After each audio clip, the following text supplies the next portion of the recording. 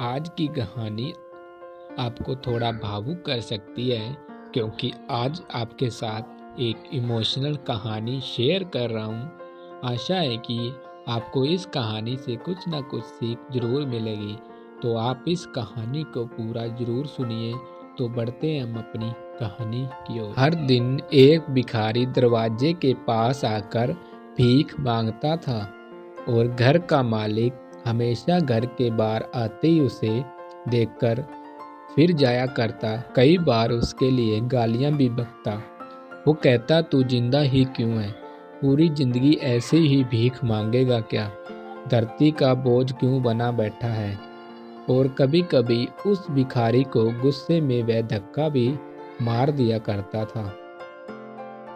इतना कुछ हो जाने के बावजूद भी भिखारी के मुंह से सिर्फ यही निकलता कि भगवान तुम्हारे पापों को माफ़ करें। एक बार सेठ को धंधे में बड़ा नुकसान होने की खबर मिली।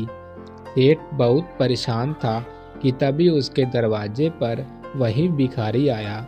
गुस्से में अपना आप खोते हुए सेठ ने उस भिखारी को पत्थर दे मारा। पत्थर लगने के कारण भिखारी का सर फूट गया और उसके सर से खून बहने लगा।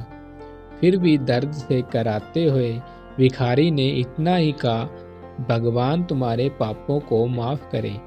भिखारी वहाँ से चला गया। सेठ सोच में पड़ गया। भिखारी को पत्थर मारा, फिर भी उसने सिर्फ प्रार्थना की। सेठ का गुस्सा शांत हुआ, शेर का मन शांत हुआ। भिखारी का रहस्य जानने के लिए सेठ ने भिखारी का पीछा करना शुरू कर दिया।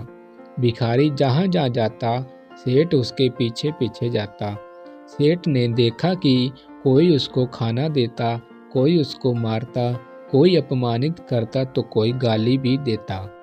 लोग भिखारी के साथ चाहे जैसा व्यवहार करते, लेकिन भिखारी सबके लिए एक ही प्रार्थना करता, भगवान तुम्हारे पापों को माफ़ करें। अब रात होने को आई थी। भिखारी अपने घर जाने के लिए लौटा। वो अपने घर पहुंच गया, लेकिन सेठ अब भी उसका पीछा कर ही रहा था। एक पुरानी टूटी हुई खटिया पर एक बूढ़ी औरत लेटी हुई थी। काफ़ी कमज़ोर और बीमार लग रही थी। वह भिखारी की पत्नी थी। अपने पति को वापस आता देख वह खाट से उठ खड़ी हुई। पत्नी ने अपने पति के भीख वाले कटोरे में देखा, उसमें सिर्फ आधी बासी रोटी थी। उसे देखकर वह बोली, आज बस इतना ही मिला? और हाँ, आपके सिर से खून निकल रहा है, ये चोट कैसे लगी? बूढ़ा भिखारी बोला, आज बस इतना ही मिला, किसी ने कुछ दिया ही नहीं। सब ने गालियां दी और एक ने पत्थर भी मारा, इसीलिए मेरा सर फट गया। एक गहरी ठंडी सांस लेकर बूढ़ा भिखारी फिर से बोला, यह मेरे ही पापों का फल है। तुम्हें याद है कुछ सालों पहले हम कितने अमीर थे? क्या कुछ नहीं था हमारे पास? हमारे पास हर चीज़ ज़रूरत से ज़्यादा थी, लेकिन हमने कभी दान नहीं किया। और उससे भी बुरा हमने उस अंधे भिखारी के साथ किया जो हमारे द्वार पर भीख मांगने आया करता था। बूढ़ी पत्नी की आंखों में आंसू आ गए। वह बोली, हाँ, हम उस बेचारे अंधे के साथ बहुत बुरा करते थे। उसका अपमान करते थे, उसे खाने के लिए रोटी की जगह कागज दिया करते थे, उसका मजाक उड़ाया करते थे और कभी कभी मारा भी करते थे। मैंने कभी उसको रास्ता नहीं दिखाए। एक बार मैंने उसके मुंह पर मिट्टी भी फेंकी थी और वह हमेशा दुखी होकर यही कहता कि भगवान तुम्हें तुम्हारे किए की सज़ा देगा, भगवान तुम्हारे पापों की ज़रूर सज़ा देगा। उसका श्राप सच हुआ और हम इस दुख भरी ज़िंदगी में आ गए।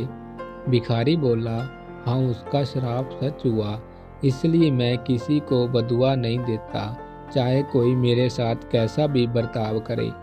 मैं हमेशा उसके लिए प्रार्थना करता हूँ। मैं नहीं चाहता कि कोई भी हमारे जैसे ज़िंदगी का अनुभव करे।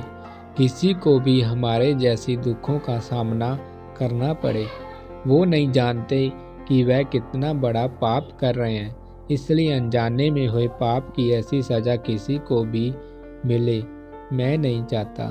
सेठ वहीं पर छुपकर ये सारी बातें सुन रहा था। अब उसे सब कुछ समझ में आ गया था। भिखारी और उसकी पत्नी ने वह आधी रोटी मिल बांट कर खाई और भगवान को धन्यवाद करके सो गए। अगले दिन बूढ़ा भिखारी फिर से भीख मांगने सेठ के घर के पास जाते हैं। सेठ ने पहले से गरम रोटी उसके लिए निकाल रखी थी। उसे देते हुए सेठ विनम्रता से बोला, माफ़ कर दीजिए बाबा, उसे बहुत बड़ी गलती हो गई। बूढ़ा भिखारी बोला, भगवान तेरा भला करे। इतना कहकर वह आगे निकल गया। तो हाँ जी दोस्तों, आपको कहानी आज की कैसी लगी? आज की कहानी से हमें ये सीख मिलती है कि हम जितने भी हैं उतने में खुश रहना चाहिए।